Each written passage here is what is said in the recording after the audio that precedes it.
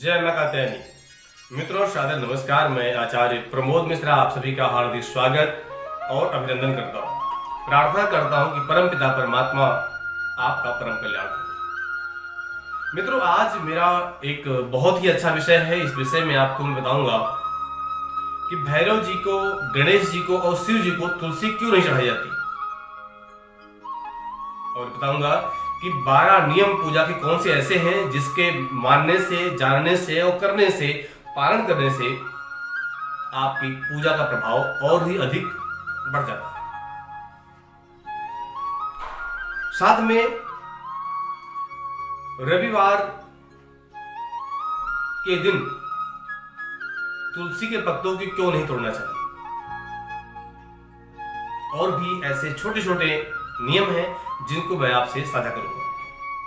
मेरा निवेदन है कि आप वीडियो को पूरी देखें, जिससे कि आपको पूरी बातें, पूरे नियम तरीके से समझ में आए। तो हम प्रारंभ करते हैं।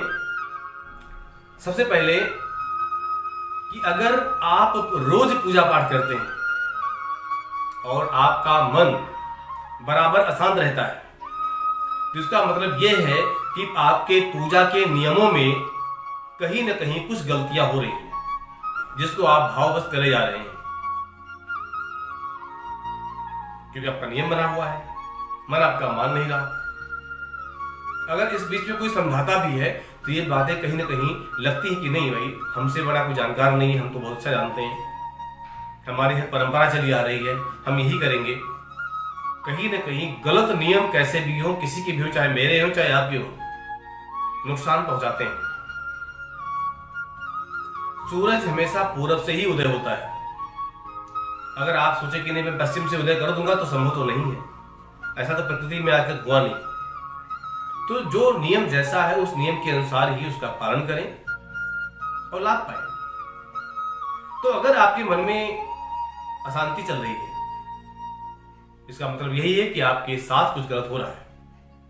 उसकी पूर्ति आपको पूजा के समय जरूर करनी चाहिए और उसका नियम किसी अच्छे जानकार व्यक्ति से जरूर लेना चाहिए। तो जानते हैं कि किस पूजा के दौरान किन बातों का ध्यान रखना चाहिए हमें, और जरूरी नियमों का पालन कैसे करें।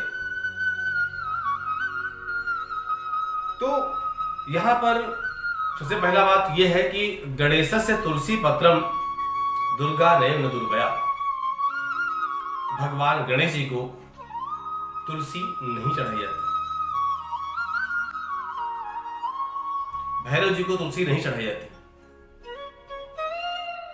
भगवान शिव को तुलसी का पत्ता नहीं चढ़ाना चाहिए।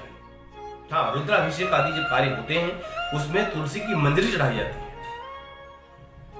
पत्ते नहीं चढ़ाए जाते। पत्ते सिर्फ ठाकुर जी को ही चढ़ाए जाते हैं।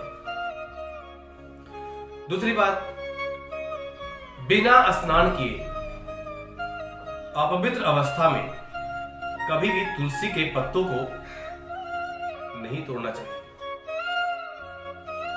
और अगर कोई घर में सूतक या पातक ऐसा कुछ हो गया है और सूतक से पहले पत्ते आपने बहुत सारे तोड़ रखे हैं और आप चाह रहे हैं कि कन्या के द्वारा या किसी पंडित जी के द्वारा, किसी के द्वारा पत्ते चढ़ाए जाएं, तो 11 दिन तक तुलसी का पत्ता बासी नहीं माना जाता। अगर इसको किसी गीले कपड़े में आपने तो रखा हुआ है और हर रोज थोड़ा सा जल से छींटा लगा करके और भगवान को आप चढ़ा सकते हैं।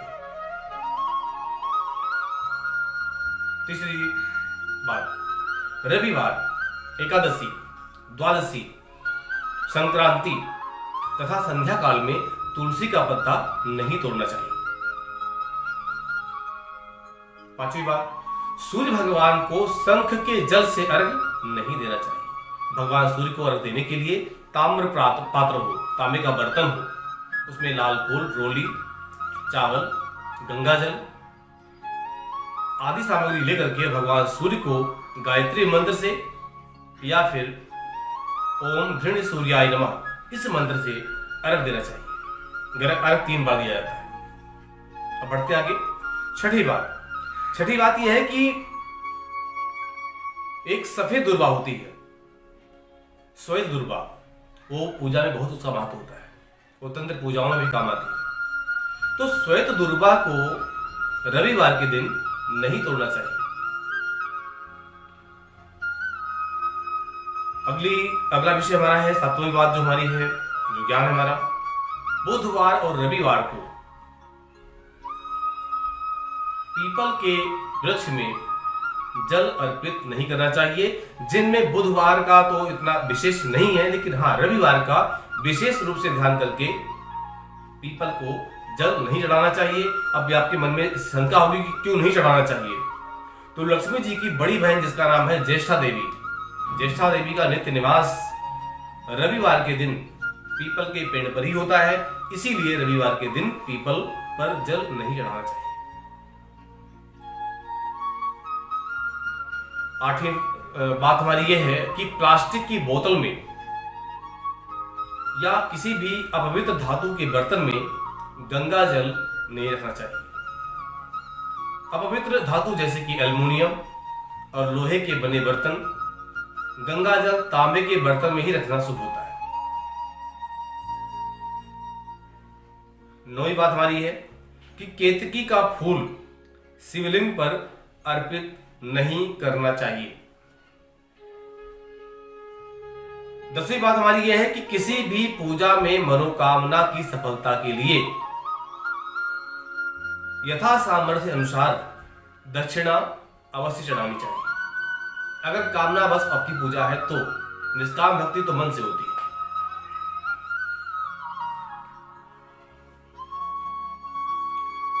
11वीं बात हमारी यह है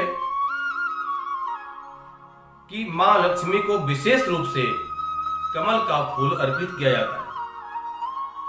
इस फूल को 5 दिनों तक जल छिड़क करके पुनः चढ़ा सकते हैं, इतना प्रिय है। 12वीं बात हमारी ये है जो ध्यान रखने योग्य है, घर के मंदिर में सुबह एवं शाम को दीपक अवश्य जलाएं और संभव हो पाए तो एक दीपक घी का और एक दीपक सरसों के तेल का या फिर तिल के तेल का जलाना चाहिए। तो ये हमारे रहे विशेषकर जो हमारे विषय थे, कुछ नियम थे, 12 नियम। लेकिन साथ साथ एक बात और बताना चाहूंगा मैं आपको। शास्त्र कहते हैं कि आदित्यम गणनाथम च देवी रुद्रम च केशवम पंचदेवक्तमित्युक्तम सर्वकर्मेषु पूजिते। इसका अर्थ क्या है? अर्थ कहता है कि सूर्य, गणेश, दुर्गा, शिव और विष्णु ये पंचदेव कहे गए हैं। इनकी पूजा सभी कार्यों में अनिवार्य रूप से करना चाहिए और हो सके तो प्रतिदिन पूजन करते समय इन पंचदेवों का ध्यान भी कर सकते हैं।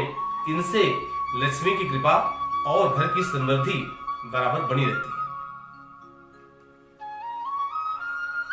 तो मित्रों, इन्हीं दिव्य ज्ञान के साथ मैं आपसे आज्ञा लेता हूं। मेरा एक निवेदन है कि अगर आप हमारे चैनल पर नए दर्शक हैं, चैनल को सब्सक्राइब जरूर करें। पुराने दर्शक हैं, आप हमारे कार्यक्रम को लाइक करके और शेयर कर दें। जहां भी आपके मित्रगण हैं, बंधुगण हैं, उनके सबके पास भी ये कार्यक्रम पहुंचे, जिससे उनको एक सकारात्मक ऊर्जा मिले, सकारात्मक ज्ञान मिले। बहुत बहुत धन्यवाद। सादर नमस्कार।